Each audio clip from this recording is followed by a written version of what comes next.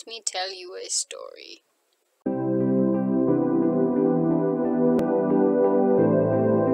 Once upon a time, there was a man named Ambrose, and all of a sudden, he became bishop because the people wanted him to become bishop. He wasn't even Christian, actually, but they recognized his talent for great speaking and leadership, and they wanted him to become bishop. So he was baptized, confirmed, received first communion, and made a deacon, priest, and bishop, like, all at the same time, basically. I mean, timeline, very short timeline. Craziness, right? Did he want to become bishop? I don't think so.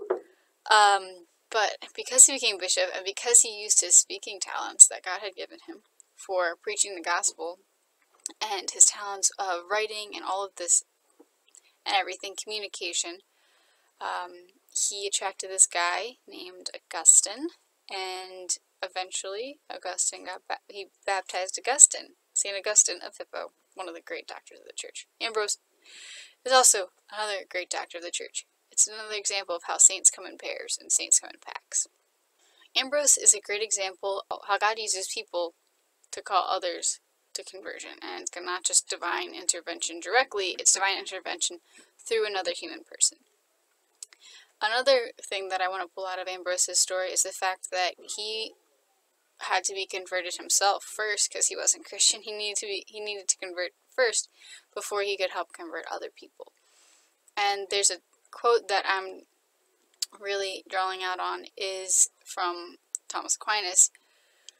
Basically, it's saying the rational creature, a human person, is called to participate in divine providence in the most excellent way by being provident both for himself and for other people.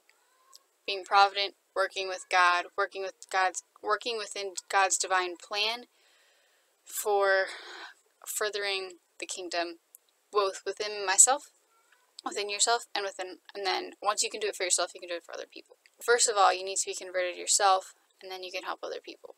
What I want to focus on in this video is being for other people, but you have to first encounter God's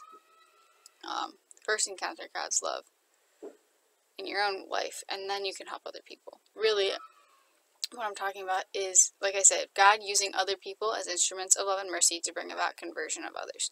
Now, conversion sounds like a big thing, and I mean, in terms of Ambrose and Augustine, it was a whole conversion from non-Christian to Christian. In today's day and age, we have a lot of that. It can also be in a smaller scale of just the daily conversion of turning back to the Father, because that's really what conversion is. It's bringing back to the Father,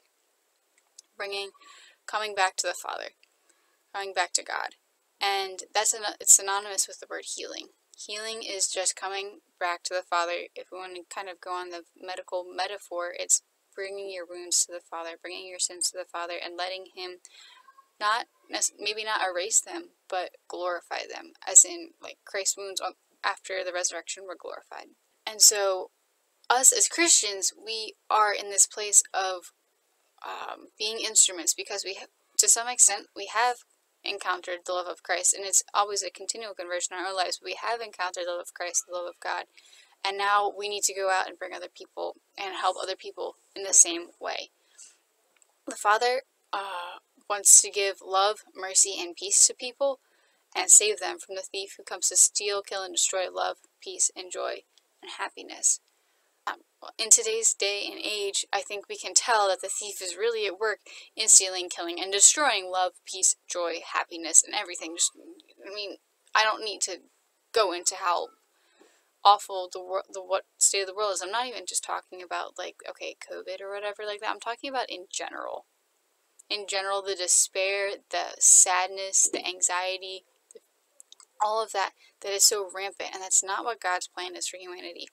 And so Christians, knowing God's plan for humanity of love, peace, and joy, are now called to bring that love, peace, and joy back out into the world. We cannot be like other people. We just can't. It's not in our nature. It's not in the divine nature to be like other people, and we participate in the divine nature through our baptism and confirmation and through communion. We can't be despairing and fearful and anxious. Now, do we all have to deal with all of that stuff? Yes, we have to deal with that stuff, But we have encountered the love of Christ, and like I said, once we can live in that once we can live in the love of God, even if we still have those problems of fear, anxiety, doubt, despair, depression, whatever it may be, we can still be rooted in that love, so that we can at least work through that, and then help others work through it. It's really easy to get sucked into the culture of like all of the negative stuff, but we have to dare to be different. We have to dare to be great. There's this virtue called magnanimity, and it comes from the Latin words meaning great and soul, a great mind, great spirit. Basically, it means that you dream. I'm kind of putting it into layperson terms, but it's basically dreaming big because God has called you to dream big. It's not pride. Magnanimity is striving for greatness because God's called you to greatness, and that's not what pride is. Magnanimity is actually coupled with humility because it's acknowledging the reality that you are called to greatness. God has called you to greatness, so don't even think that you're not, because if you do, the evil one's just trying to keep you tiny and small and in his little box. There's another word, I'm going to butcher how to pronounce it, pusillanimous, which basically is the opposite of magnanimity, means small soul. You're small and you're just trapped in this box, and you're not willing to dare to be great and dare to be different and go out and change the world. Pusillanimous souls follow the crowd. They're dead fish who flow with the current. Christians need to be alive fish who are jumping upstream and going against the current of the culture. I'm pretty sure if we all really dig deep down into our souls, we can find that place within us that wants to be great and wants to be different, even if we're scared to. We just need the courage to go out and do it. John Paul II has this great quote. He has one great quote. He has so many great quotes. So I'm going to actually give two John Paul II quotes. The first one is from his letter to the artists, and he says, "Not all are called to be artists in the specific sense of the term. Yet, as Genesis has it, all men and women are entrusted with the task of crafting their own life. In a certain sense, they are to make it a work of art, a masterpiece. Granted, you're always doing this with God. You do nothing apart from God. Your life is a masterpiece that you are entrusted with. God has entrusted you with your life, and He's helping you in your life. You are supposed to be completely dependent on Him. He's helping you do that. But make your life a masterpiece. What masterpiece do you want your life to look like?" Okay, so that's the first quote. The second quote is, "Ask yourselves, young people, everybody, Christians, ask yourselves about the love of Christ. Acknowledge His voice resounding in the temple of your heart. Return His bright and penetrating glance which opens the paths of your life to the horizons of the Church's mission. It is a taxing mission, today more than ever, to teach men the truth about themselves," people don't know who they are, "and about their end, eternity, their destiny, union with God, and to show faithful souls to the unspeakable riches of the love of Christ." Help people experience the love of Christ. You can't explain love, but you can help people experience it. "Do not be afraid of the radicalness of His demands, because Jesus, who loved us first, is prepared to give Himself to you," and He does, "as well as asking of you. If He asks much of you, it's because He knows you can give much." That was John Paul II's quote with some of my interjections. But that kind of encapsulates everything. Christians are called to live in the world but not of the world, which I know is really easy to say, hard to do.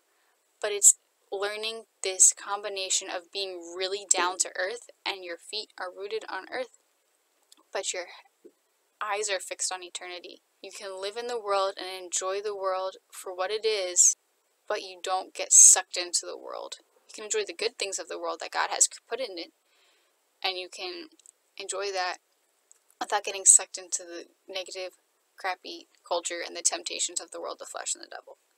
We're called to do that. God gives us the grace to do it in every single moment. Just ask Him. He's ready and waiting to do it. Give the grace. Then we are called to go and help other people do the same. Live in the unity of the love of Christ, of the Trinity, and then help others experience that love so they can also live in that love. Because who doesn't want to live, love, peace, and joy? in like the richest sense of the words. I'm not talking about like flippant Christmas decorations. That's a whole nother video. Dare to be great. You're not made for comfort, you're made for greatness. Go wreck the world negative image of itself and give it the real image that see the world as God sees it and help other people see the world as God sees it.